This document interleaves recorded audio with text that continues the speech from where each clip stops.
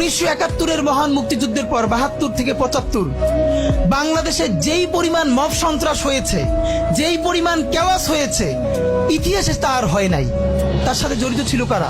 এই যে মুজিব বাহিনীর গুন্ডারা। আমার বাবা, আমার মা বলেছে মুক্তিযুদ্ধের পরে যে অস্ত্রগুলো জমা দেয়া হয় নাই, সেই জমা না দেয়া অস্ত্র থেকে প্রত্যেকটা বাড়িতে বাড়িতে ছিনতাই, রাহাজানি। আমার মায়ের আজকে এই কথাটা বলি, আমার মা বলতেছেন আমার নানা একজন সম্ভ্রান্ত আলেম, তিনি যেখানে থাকতেন মুক্তি বাহিনী এবং পাকিস্তান বাহিনী কেউই তাকে কখনো আক্রমণ করেন নাই তার সম্মানে। আমার মা খালার বাসায় ছিলেন, তাকে পুরো এলাকাবাসী দেখে রেখেছে। বাট মুক্তিযুদ্ধের পরে আমার মা বলেছে, তখন তার বয়স 16, আমার মা, আমার খালা এবং এলাকার অনেক মেয়েদেরকে, যাদের চেহারা একটু ভালো ছিল, তাদের গায়ে কালি মেখে তারপরে অনেক সময় মাটির নিচে বাংকার বানিয়ে বা বিভিন্ন জায়গায় রাখা হতো তাদের সম্ভ্রম রক্ষা করবার জন্য। এই মুজিব বাহিনীর গুন্ডারা সেগুলো করেছে না?